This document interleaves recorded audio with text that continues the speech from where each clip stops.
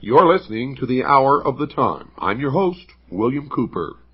The fable of Isis and Osiris, as it has descended to us in the account given by Plutarch, has not been greatly amplified by any modern research.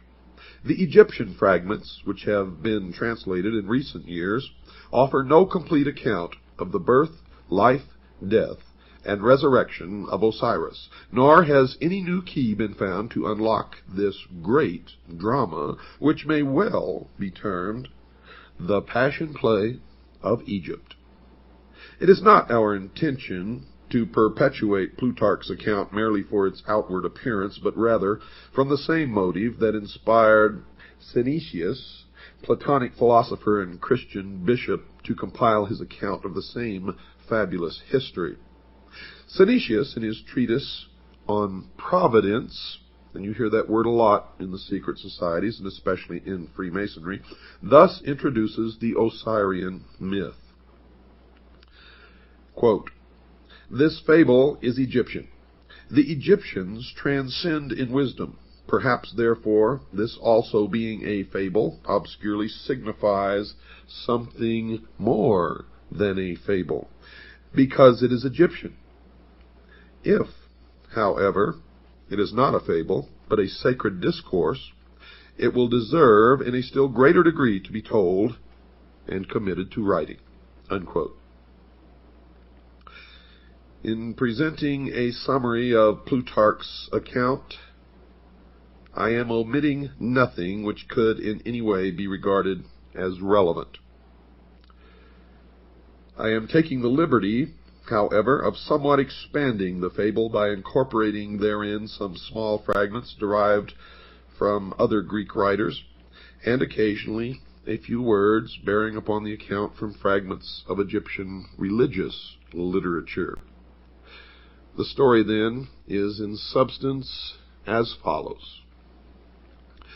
The goddess Nut, whom Plutarch identifies with Rhea, was the daughter of Shu and Tefnut.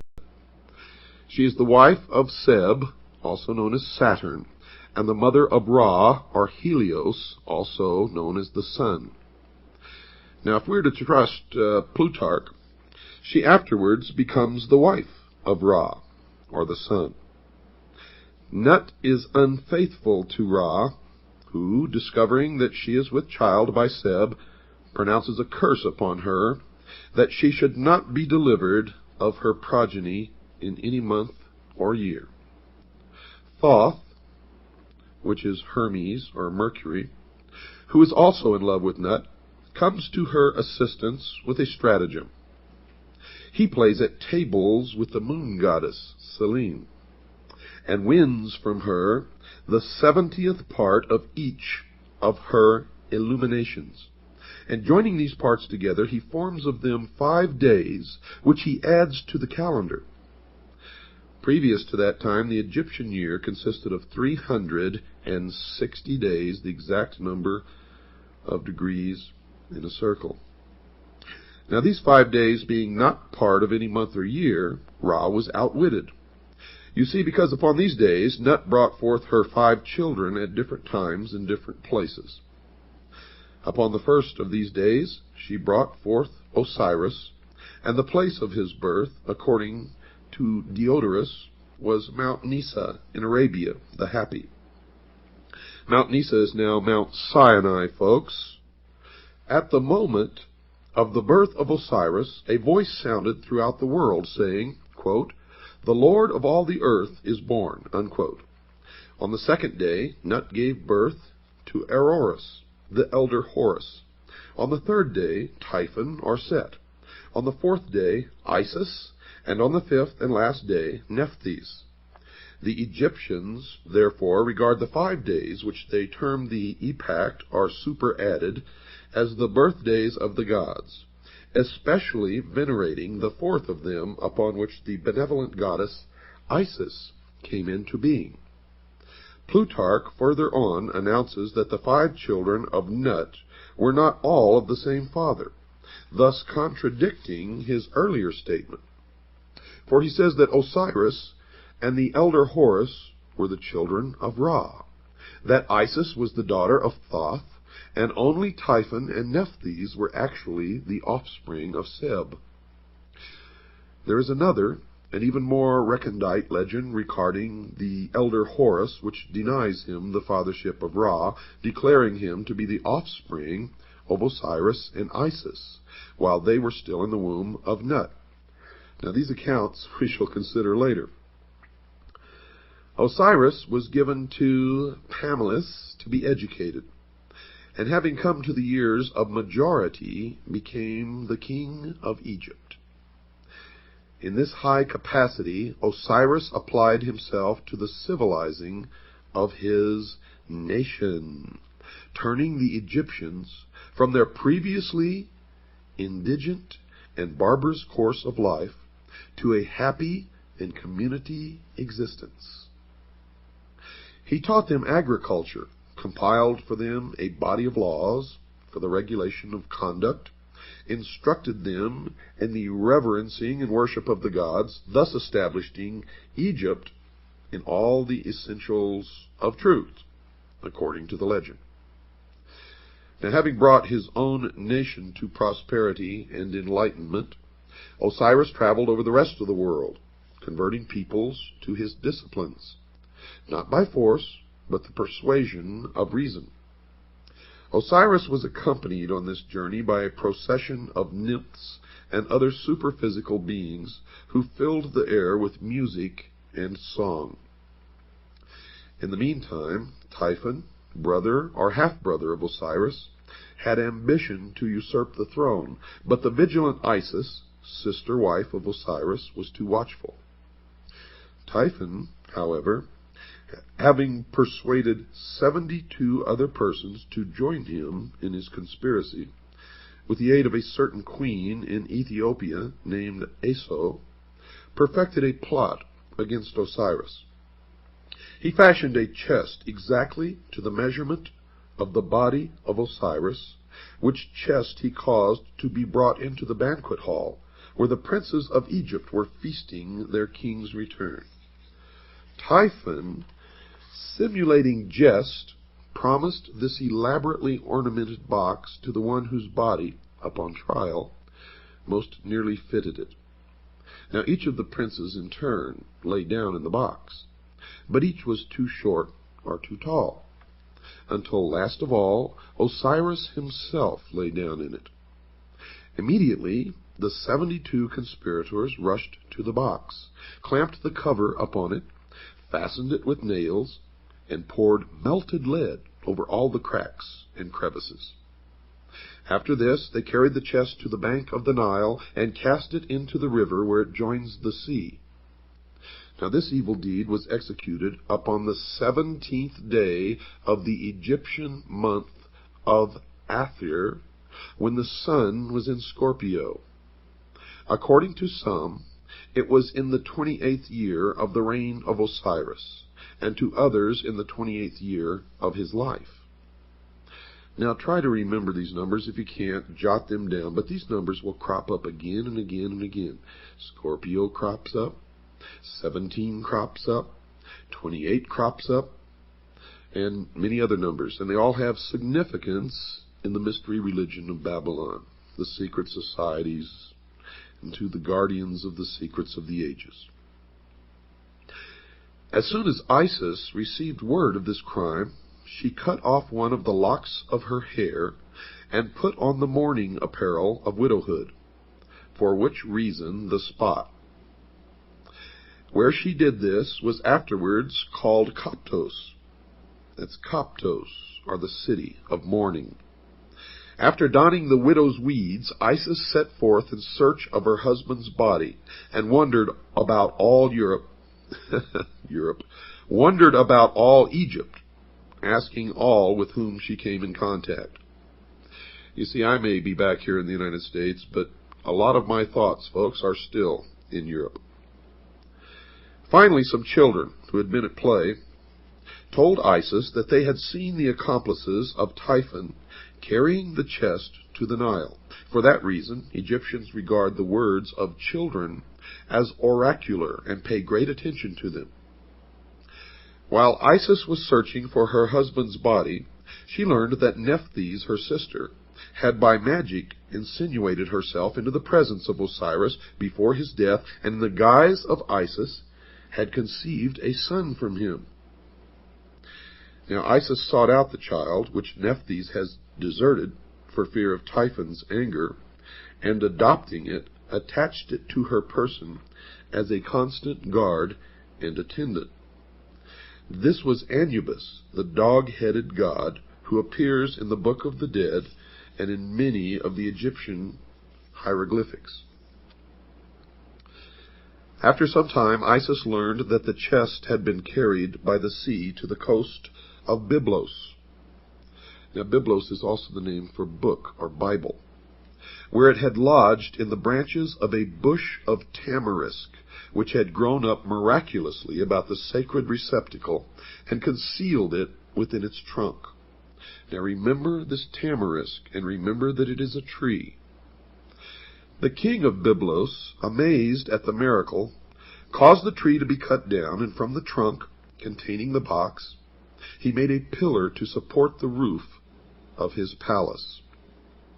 Now by magic, Isis discovered this, and traveling immediately to Byblos, attached herself to the suite of the queen as a nurse to her children.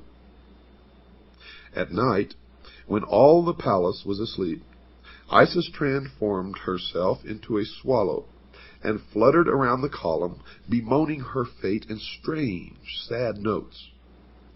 In due time, Isis revealed her divine nature and asked that the pillar be cut down.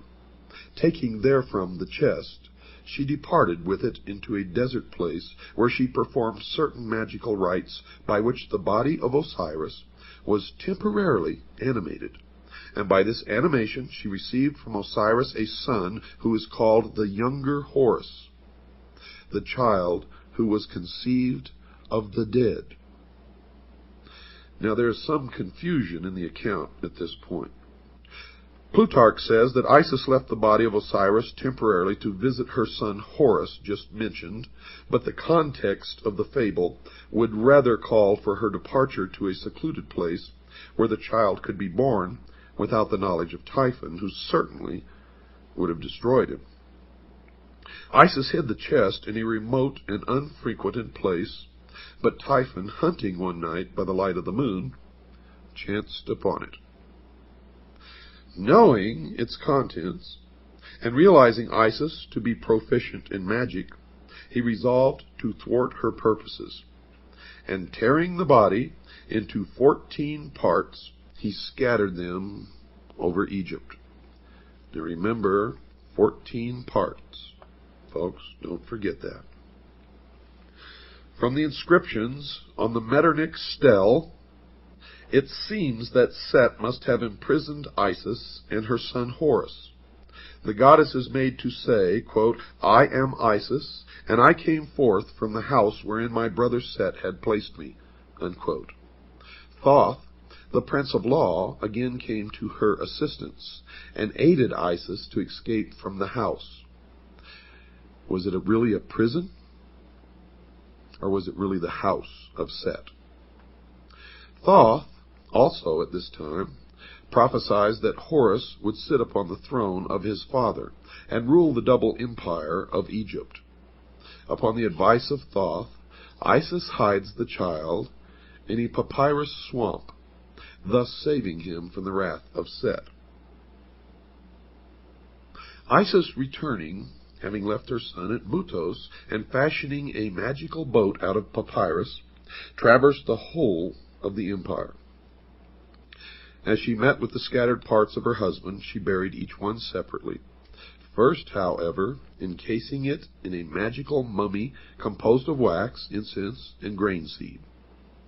She finally recovered all of the parts of Osiris except the phallus, or the penis, which had been thrown into the river and devoured by 3 fishes.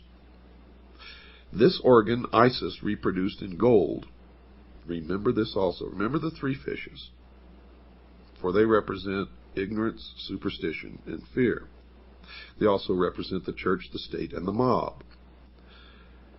And remember that Isis reproduced this organ, in gold.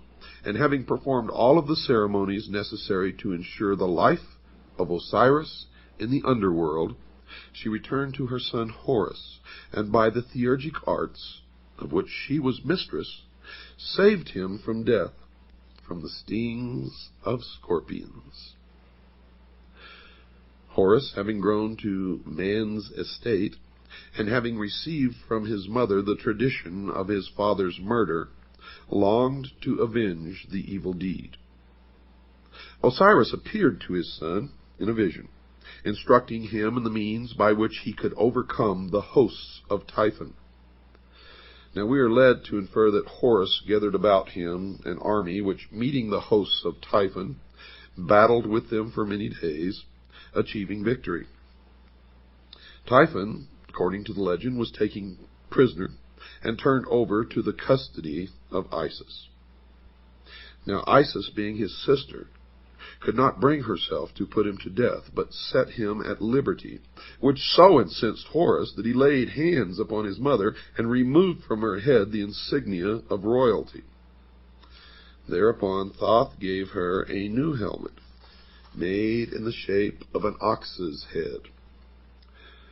Typhon next accused Horus of illegitimacy, but Thoth proves his royal descent. Typhon again goes into battle against Horus. In fact, 2 battles are mentioned, in both of which Typhon is worsted. And Horus regains the kingdom of his father, and is regarded, to at least a certain degree, as the actual reincarnation of Osiris. So here you've had a death and a resurrection.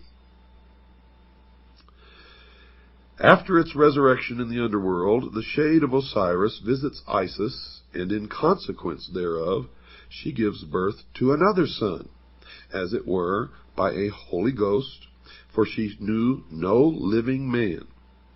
This child is called Harpocrates, and Plutarch says of him that he, quote, came into the world before his time, and lame in his lower limbs, unquote.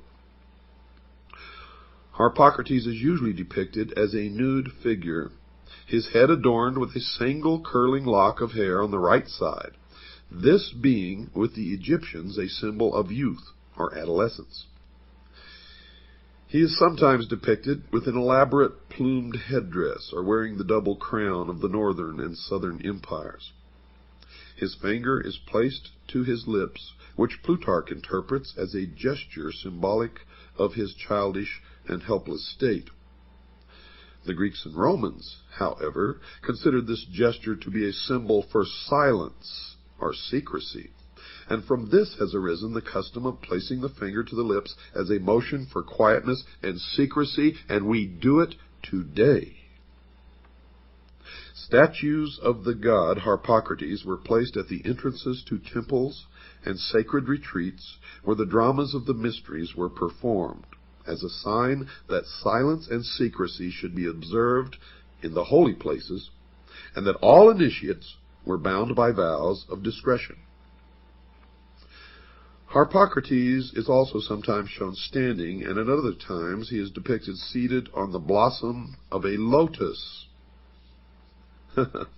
just like Buddha. Although he is usually figured with childish immaturity of body, the imperfection of his lower limbs, as described by Plutarch, is not apparent in any of the Egyptian drawings.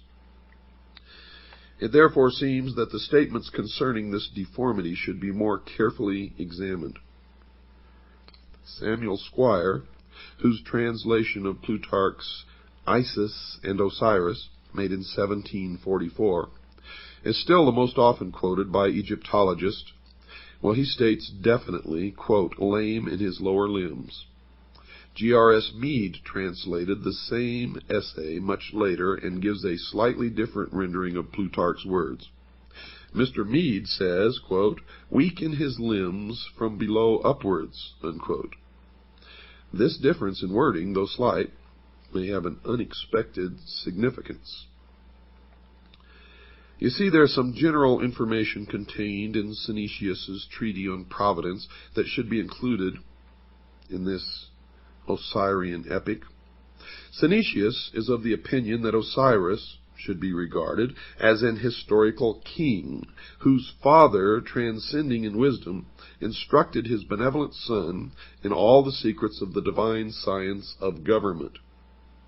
Synesius is moved to this conclusion by a desire to keep all speculation within the sphere of the reasonable.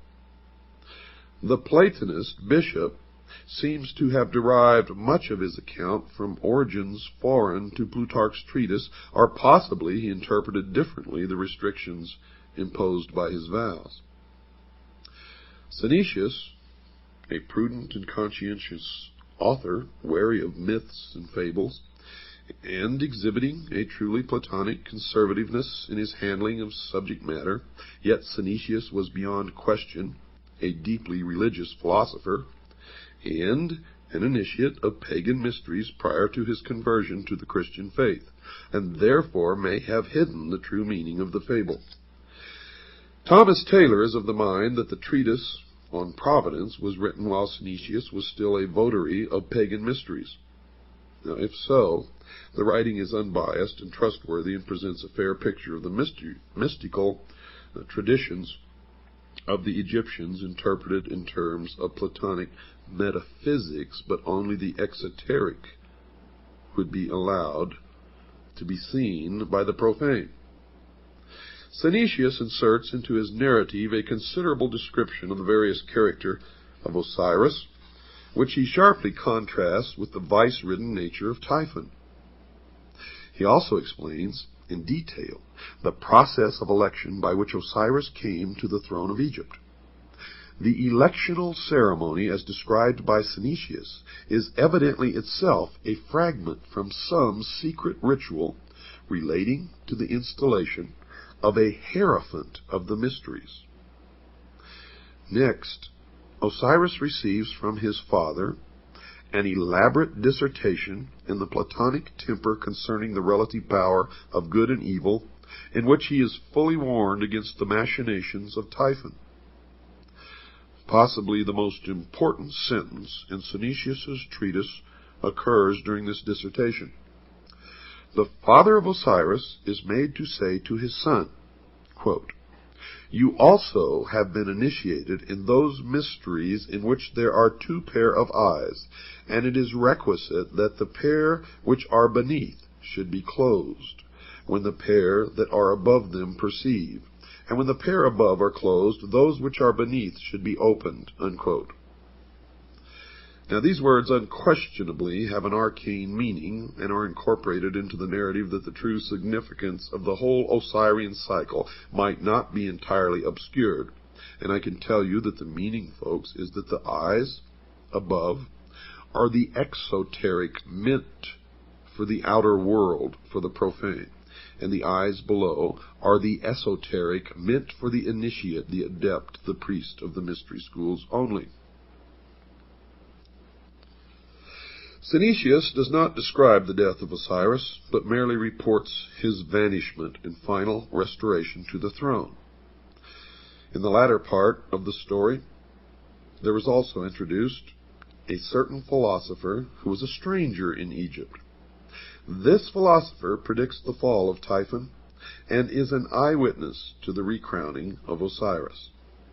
Synesius says of this philosopher, quote, "He likewise then learned some particulars about Osiris which would shortly happen, and others which would take place at some greater distance of time, viz. When the boy Horus would choose as his associate in battle a wolf instead of a lion.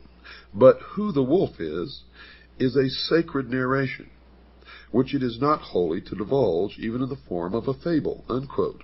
Well, the lion, we know, has always been of the tribe of Judah. Such is the amazing tradition of the good king Osiris, the first victim, the first mummy, and the first resurrection. He dies and is born again in three forms.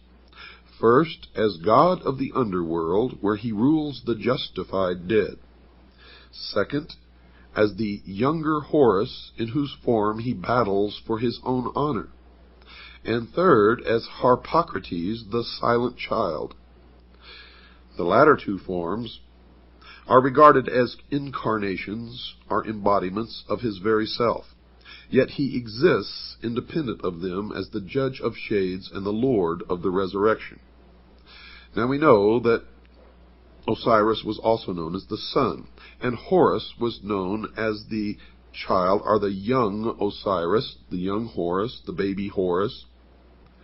So after the sun set in the west, when it rose the next morning, it rose as the young Horus, and as it went across the sky, it became Osiris and then the elder. But in the legends, it's differently at different times Osiris or Horus.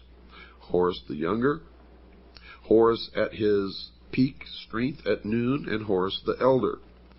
It is also Osiris. So you see that these figures intermingle in the legend, but it all has meaning, and it will all be clear to you at a later time. Now, just because you don't understand some of this and you may be a little lost, don't worry, it will come together. Don't miss one single word of this series of episodes of the Hour of the Time. If you do, I can guarantee you will regret it for the rest of your life. We're going to stop right now, folks. We have to take a break. I will be back right after this very short pause. Nearly all writers attempting an interpretation of the Osirian cycle have recourse to Plutarch. It has seemingly never occurred to Egyptologists that this eminent priest of Delphi might have purposely confused or distorted the fable, or, if not that, might certainly have misdirected the attention of the reader from relevant to irrelevant explanations. Two factors must certainly be taken into consideration when reading Plutarch. First, he was an initiated priest of the mysteries.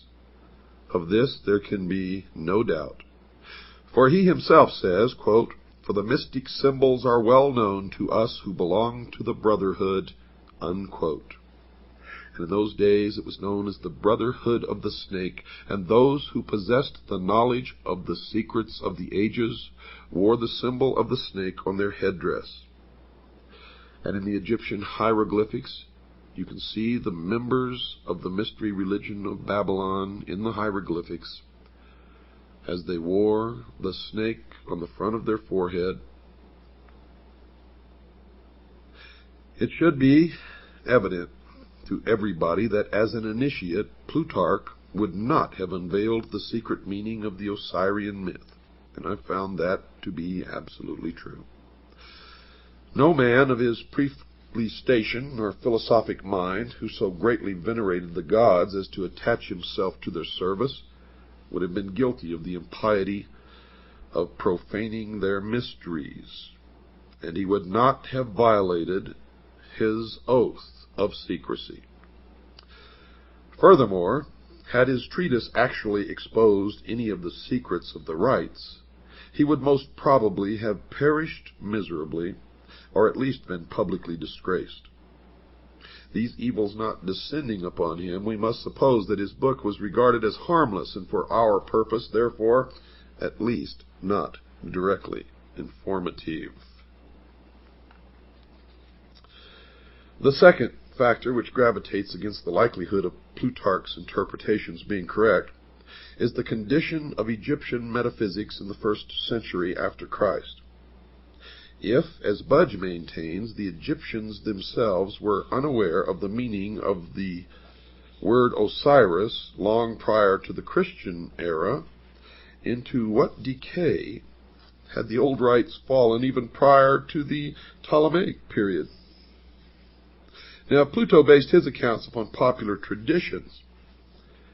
They were most certainly inaccurate, and it is not impossible that even the priests themselves were for the most part ignorant of the origins of their doctrine.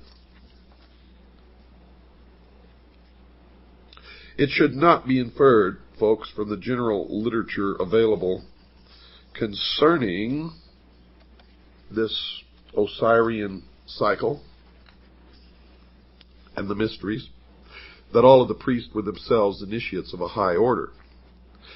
Only a small part of them ever actually received the greater secrets of their order. For the rest, rite and ritual suffered. And it's the same today.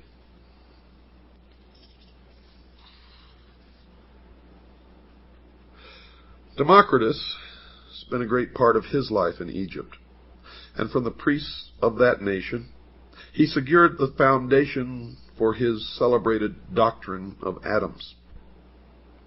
That's right, folks, atoms, A-T-O-M-S. A doctrine which has survived as a scientific fact to this day. From all these different philosophers who visited Egypt, we shall secure a better estimation of the profundity of Egyptian learning than from even the Egyptian writings themselves. Plato went to Egypt and was initiated into the mysteries in the Great Pyramid, where he lay for 3 days and 3 nights in the sarcophagus, during which he was imparted knowledge which he was to guard, protect. He describes his initiation in his writings. I suggest that you read it. If we can assume the pragmatic viewpoint that the substance of matter is to be determined from its consequences, then we must indeed highly reverence the wisdom of the Egyptians. For it seems that first among the consequences of that wisdom is civilization itself. That cannot be doubted. Civilization is no fable, nor is it a progeny of myths, but that which is real and substantial. And it bears witness to a profound and superior wisdom, which must have existed over a great period of time, and have been communicated to at least a privileged few since the very beginning of man's cultural impulse. Now we can also take the example of Pythagoras, the great philosopher. While a youth, if we may credit Iamblichus, associated himself with Thales of Miletus, from whom he gained a considerable knowledge of the mysteries. Thales, being at that time of great age and infirm body, apologized for his incomplete understanding of the sacred doctrines, and urged Pythagoras to visit Egypt, the motherland of wisdom, as it was called in those days. Iamblichus wrote that Thales confessed that his own reputation for wisdom was derived from the instruction of these priests, but that he was neither naturally nor by exercise endued with those excellent prerogatives which were so visibly displayed in the person of Pythagoras. Thales therefore gladly announced to Pythagoras, from all these circumstances, that he would become the wisest and most divine of all men if he associated with these Egyptian priests. Iamblichus then describes the journey which Pythagoras made to Egypt, how en route he was initiated into the mysteries of several nations, and at last, arriving at his destination, was received by the Egyptian priests with respect and affection. He associated with the Egyptian philosophers for some time, and after demonstrating by his sincerity and consecration that he was worthy to associate with the initiated, he was at last admitted into the secrets of their orders.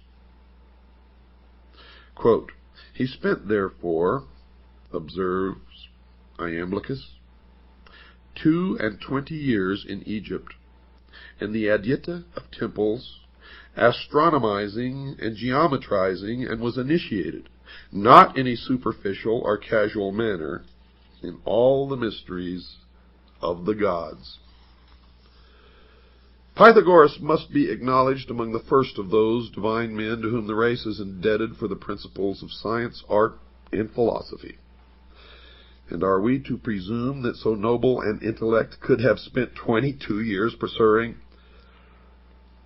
fabulous shadows in Egyptian crypts?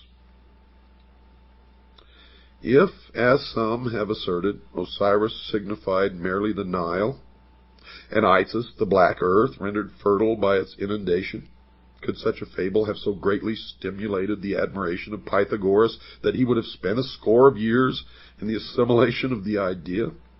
I don't think so.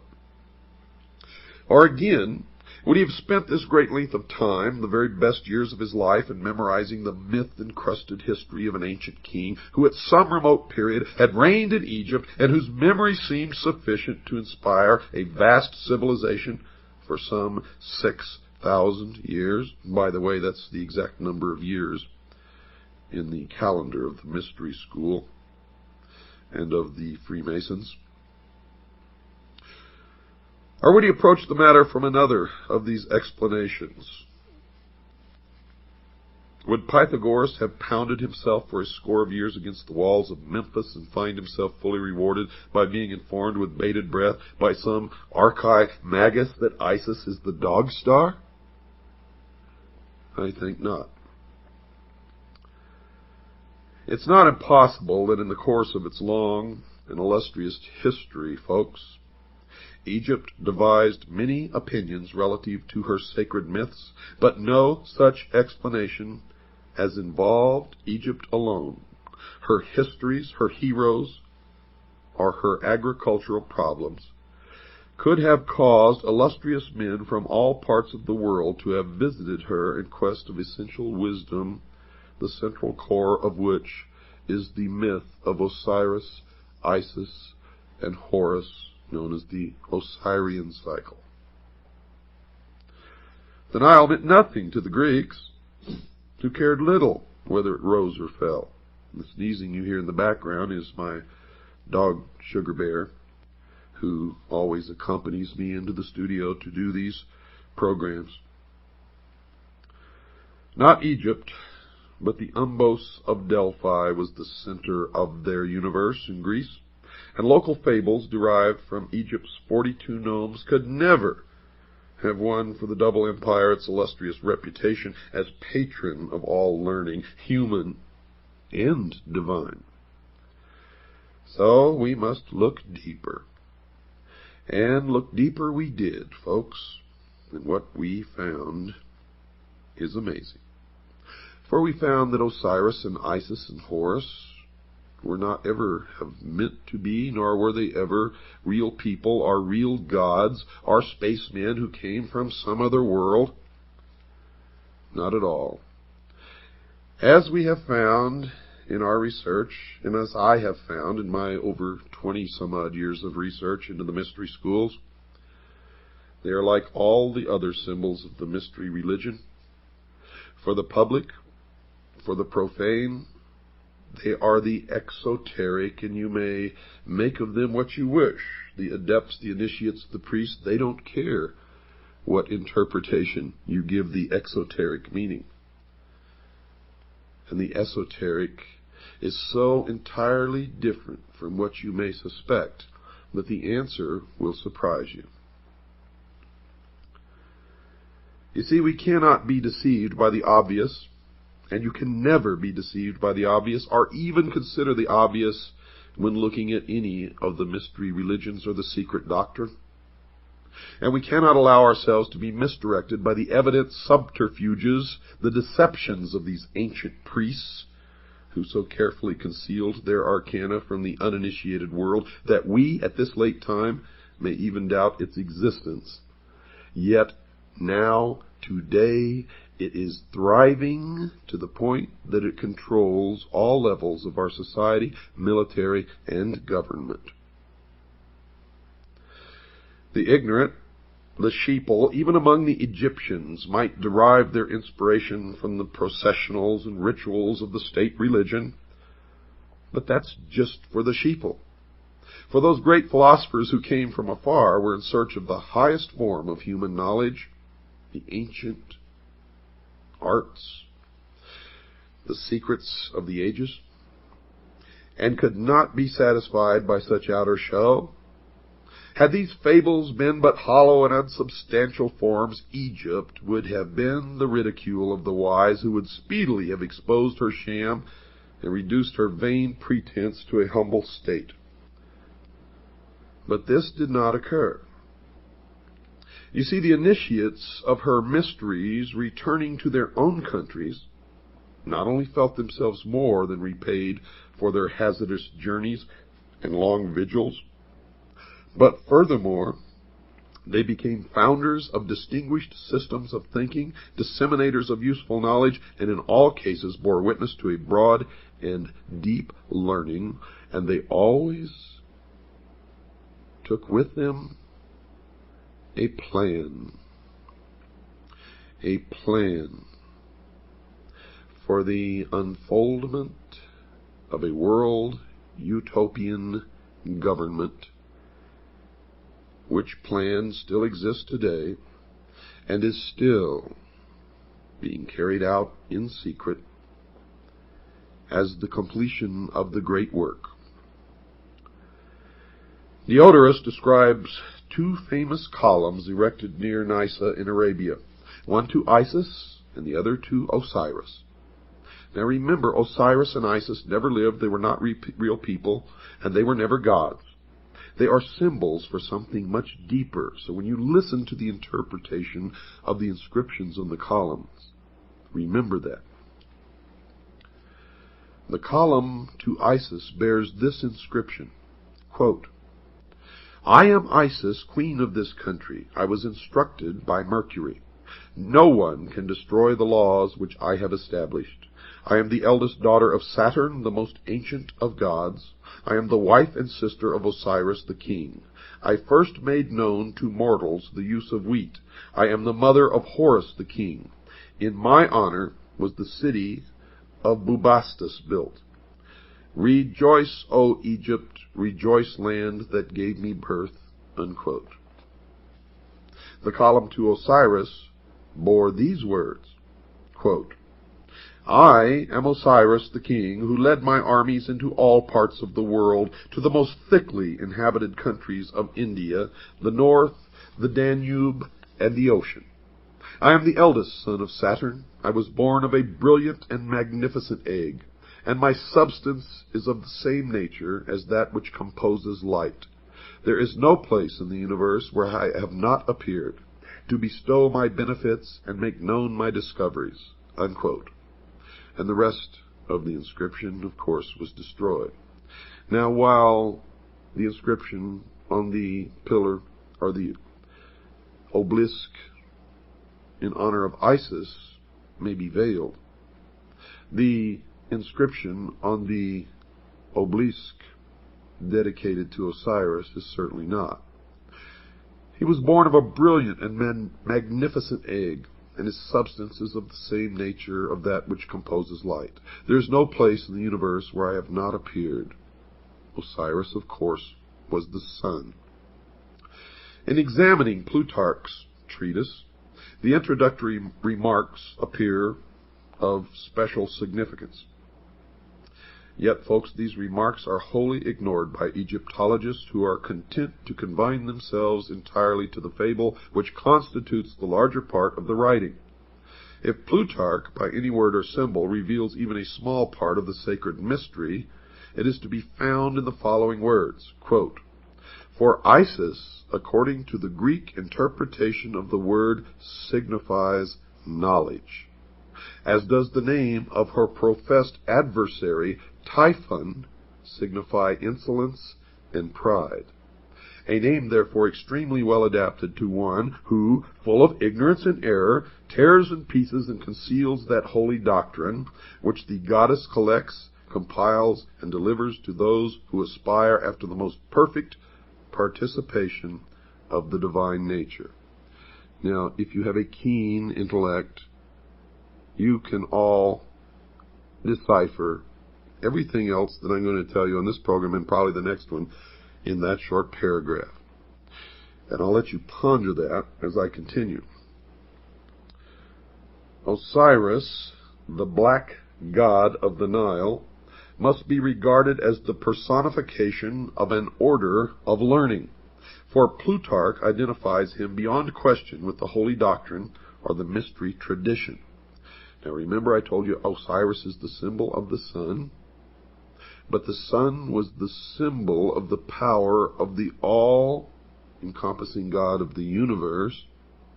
And later you're going to learn that the light, or the sun, represents something even deeper.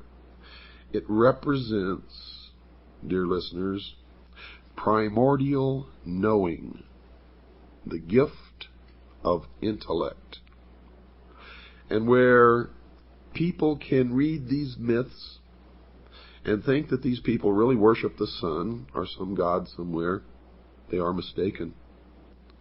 For the true object of their worship is the intellect. And through the use of that intellect, they believe that man will become God.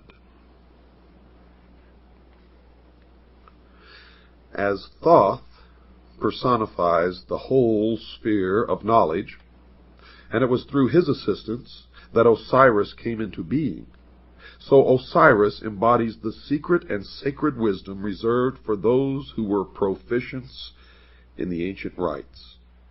Unquestionably, Osiris was later confused with other members of that vast pantheon of divinities which developed in the decadent period of Egyptian religious culture. But to the elect, the initiate, the adept, the priest, he represented to the end primordial knowing, that utter realization of truth, undefiled by intellection, unlimited by any mortal procedure, uncircumscribed by the limitation of thinking. You see, he signified not only that divine at-one-ment with the Absolute, which is the end of all illumination, but by his life, death, and resurrection revealed the means by which mortal consciousness could achieve that end. Now remember, at-one-ment. Thus Osiris becomes a dual symbol, being in the first place the esoteric wisdom. Esoteric, folks, means hidden. So he represented in the first place the esoteric wisdom itself, and in the second place the composite order of initiates through whom that tradition was perpetuated. And now we begin to strip the veil from the mysteries. The personality of Osiris thus typifies the institution erected by the ancients to perpetuate the deathless truths of the soul. The living head was crowned with the plumes of wisdom and power. The hands bore the scepters of the three worlds, but the body was bound with the mummy wrappings of the dead. Here we find spirit, the living head, bound incongruously to matter, the mummified body. The soul was imprisoned in the narrow bonds of flesh. And one thing, through my research, is certain. Osiris represented the secret doctrine prior to that time when the omnific word, or the lost word, of Freemasonry was lost. Osiris is the first of the 5 children of Nut. And here you begin to part some more veils behind which the mystery resides. He therefore corresponds with the first of the 5 divine kings of China and the 5 exoterically known Dhyana Buddhas of Lamaism. The 5 children of Nut are the 5 continents which have appeared upon the earth and the 5 races which have populated these continents. Osiris is the primitive revelation of the first race, but as Isis was born upon the 4th day, we find this tradition coming into Egypt through the Atlantean mystery school of which Isis is the symbol, and you will find at the base of all of these things Atlantis.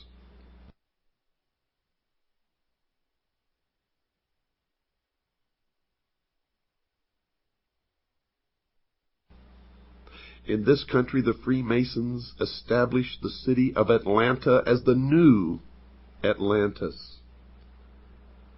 And all of this will come together for you. It took me many years of study deep into the night and trying to discuss this with other people who had no idea what I was talking about. So most of it was put together in loneliness late at night. And then when I established my organization known as the Citizens Agency for Joint Intelligence, many others began to help and furnish furnish bits and pieces of information. And we have succeeded, folks, in infiltrating the lodge. We have members in the lodge who feed us information constantly. Members whom we taught how to take an oath so that the oath of Freemasonry would not be binding upon them. You have to play sometimes by the rules of the enemy in order to beat the enemy. And we are beating the enemy now. From the reign of Osiris, we glean the following philosophical history. They believed that there was a time, the Golden Age, when truth and wisdom ruled the earth, and this aristocracy of wisdom was a benevolent despotism, and that's what they want to reestablish. Benevolent to who? That's the question. In which men were led to a nobler state of being by the firm, kindly hand of the enlightened sage. This was the divine dynasty of the mythological priest-kings who were qualified to govern humanity by virtue not only temporal, but by divine attributes. Through his priests, Osiris, representative of the hidden tradition, ruled the entire world by virtue of the perfection resident in that tradition. Don't miss tomorrow night, folks. You have not even begun your journey.